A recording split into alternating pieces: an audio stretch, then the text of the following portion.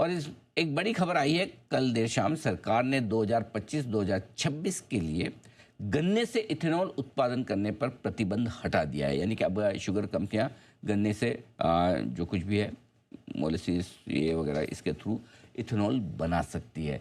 Industry के लिए इसका क्या मतलब है, किस तरह से फ़ायदा होगा, आइए जानने की कोशिश करते हैं। देश की दिग्गज शुगर कंपनियों में से एक श्री रेणुका शुगर के एग्जीक्यूटिव चेयरमैन अतुल चतुर्वेदी साहब हमारे साथ कार्यक्रम में हो रहे हैं शामिल। सर सुप्रभात, स्वागत है आपका, बहुत बहुत धन्यवाद समय देने के लिए।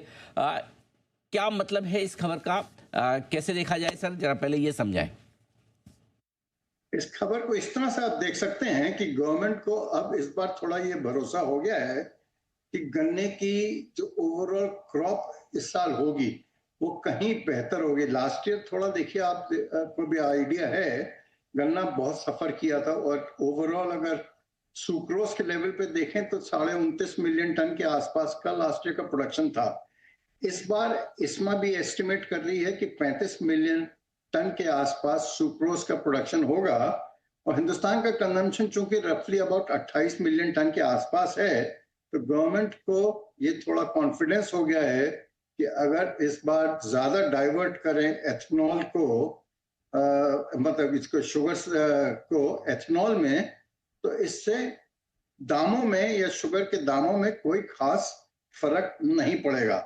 मैं आपको एक बार थोड़ा क्लियर कर दूं कि इस साल रफली अबाउट 3.2 मिलियन टन या 32 लाख टन डाइवर्ट हुआ था शुगर टुवर्ड्स एथेनॉल। अगले साल हम लोग एस्टिमेट करते हैं कि ये फिगर 4.5 से 5 मिलियन टन यानी कि 45 से 50 लाख टन के आसपास का डाइवर्जन होना चाहिए। और अगर ये होता है तो डेफिनेटली इंडस्ट्री के लिए अच्छा है। और एक इंडस्ट्री के जो डिमांड इतने सालों से है, वो मैं समझता हूँ इस बार शायद गवर्नमेंट उसकी तरफ थोड़ी तवज्जो दे। वो ये कि एथेनॉल का प्राइस केन जूस से जो है वो 65 रुपए के आसपास है और मक्के का है 72 रुपए के आसपास। तो कोई कारण नहीं है कि गन्ने का या जूस का दाम भी 72 के आसपास न हो, जूस एथेनॉल का, क्योंकि पिछले कुछ दिनों में, पिछले कुछ सालों में एफआरपी तो बढ़ता रहा है पर उसके सामने इसका दाम नहीं बढ़ा है। तो मैं समझता हूँ शायद गवर्नमेंट इस बार भी थोड़ी तवज्जो दे इस तरफ। क्या इथेनॉल किसी से भी बनाए, चाहे वो गन्ने से बनाए या और किसी चीज़ से बनाए, या फिर वो राइस की उससे पेड़ी से बनता है, या फिर ये आपके शुगर से, क्वालिटी सेम रहती है तो दाम भी सेम होना चाहिए? आपकी बात में घी शक्कर, बिल्कुल आप सही बात बोल रहे हैं। तो हम लोग भी यही कहते हैं कि कोई कारण नहीं है कि केन जूस का 65 रुपए हो और मक्के का, जबकि एंड प्रोडक्ट तो वही है, एंड प्रोडक्ट में तो कोई बदलाव है नहीं। और दूसरा उन्होंने ये भी कहा है जो बी हेवी मोलासिस से बनता है उसका जो दाम है आज 60-61 रुपए के आसपास, उसको भी करीबन 65 से 67 रुपए के रेंज में होना चाहिए।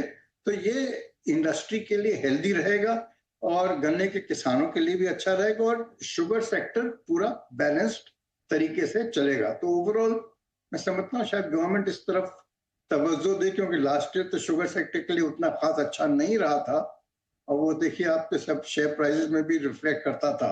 मैं समझता हूँ आने वाला साल शुगर सेक्टर के लिए होपफुली बेहतर रहना चाहिए। और रेन गॉड्स भी जो है, इंद्रदेव भी इस बार थोड़े मेहरबान रहे हैं कर्नाटक और महाराष्ट्र में भी, तो मैं समझता हूँ उसका भी फायदा मिलना चाहिए इंडस्ट्री को। लास्ट में एक चीज और शेयर करूंगा आपसे जी।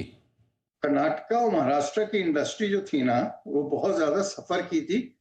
जो नॉर्मली 120 से 130 दिन चला करती थी, पिछले साल 90 दिन के आसपास में बंद हो गई थी, गन्ना इतना कम था।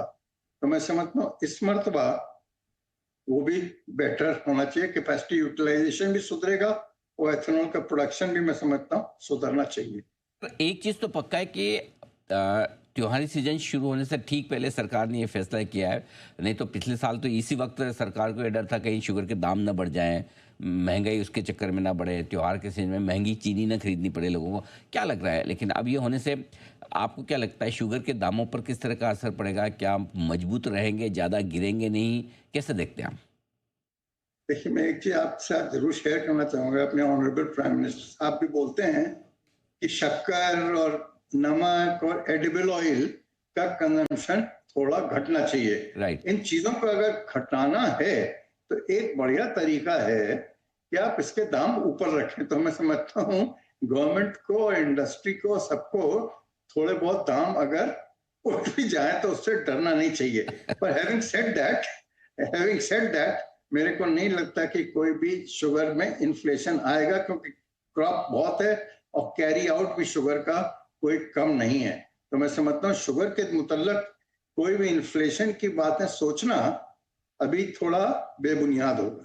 सर आपके थॉट तो एकदम सही है, इनके दाम बढ़ाने से कंजम्पशन कम है, लेकिन प्रॉब्लम क्या है, जिनकी कमाइयाँ ज़्यादा है वो ये तीन चीज़ें नहीं खा सकते और जिनकी कमाई कम है वो भरपूर सेवन करते हैं, उन्हें तेल खाने से, शुगर से, नमक से उनको फर्क नहीं पड़ता नहीं, आपकी बात से मैं पूरा इत्तेफाक क्योंकि लाइफस्टाइल ऐसी है ना, जिनकी लाइफस्टाइल वो ज़्यादा पैसे वाले, उनकी लाइफस्टाइल ऐसी कि वो ये सब प्रोडक्ट खाएं तो दिक्कत हो जाए। एनीवे, अच्छा अब एक चीज़ और कि सर इंडस्ट्री को कितना फ़ायदा होगा, क्या आपको लगता है इथेनॉल का प्रोडक्शन अब बढ़ेगा और रियलाइजेशंस क्या शुगर बनाने के मुकाबले में इथेनॉल बनाने में कंपनी को ज़्यादा फायदा है?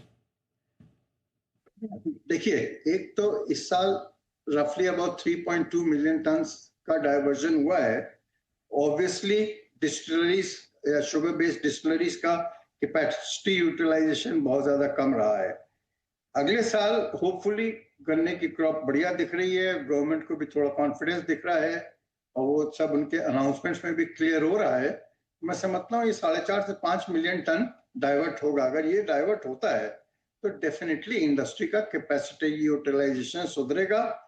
और जहां तक आपका क्वेश्चन है कि शुगर बेहतर है या ये बेहतर है, देखिए अगर क्रॉप इतनी बड़ी है तो उसका कहीं ना कहीं थोड़ा बहुत तो शुगर के प्राइसेस पे इफेक्ट आएगा। अगर वो आता है तो उसको बैलेंस आउट करने के लिए अगर डाइवर्जन बढ़ जाता है तो थोड़ा बैलेंस हो जाएगा। तो हम लोगों का back of the envelope calculation ये है कि 37-37.5 रुपए का रफली शुगर मतलब एथेनॉल जो है शुगर इक्विवेलेंट होता है। तो आज की तारीख में चूंकि एथेनॉल बन नहीं रहा है, प्रोडक्ट मतलब अभी क्रॉप तो नहीं है, मैं समझता हूँ आने वाले दिनों में अगर थोड़ा ये बढ़ जाता है तो एथेनॉल डेफिनेटली ज्यादा बनेगा, अगर दाम कुछ गवर्नमेंट बढ़ा देती है तो। आता है। बहुत बहुत धन्यवाद सर, आपने समय दिया और विस्तार से समझाया कि किस तरह से इथेनॉल बनाने की जो अनुमति मिली है शुगर कंपनियों को, जो प्रतिबंध हटा है उसका किस तरह से फ़ायदा मिलेगा अब इथेनॉल शुगर कंपनियों को। शुक्रिया sir, thank you so much, धन्यवाद। अतुल चतुर्वेदी साहब, executive chairman Shri Renuka sugar के, बताते हुए इंडस्ट्री पर इम्पैक्ट के बारे में। आइए, इस बीच बाजार मजबूती के साथ टिके है 24,725 और धीमे धीमे अपनी मजबूती की रफ्तार बढ़ाते हुए, ये स्पीड भी ठीक है, डायरेक्शन भी ठीक है और ज़्यादा जोर से ना भागे तो गिरने का डर भी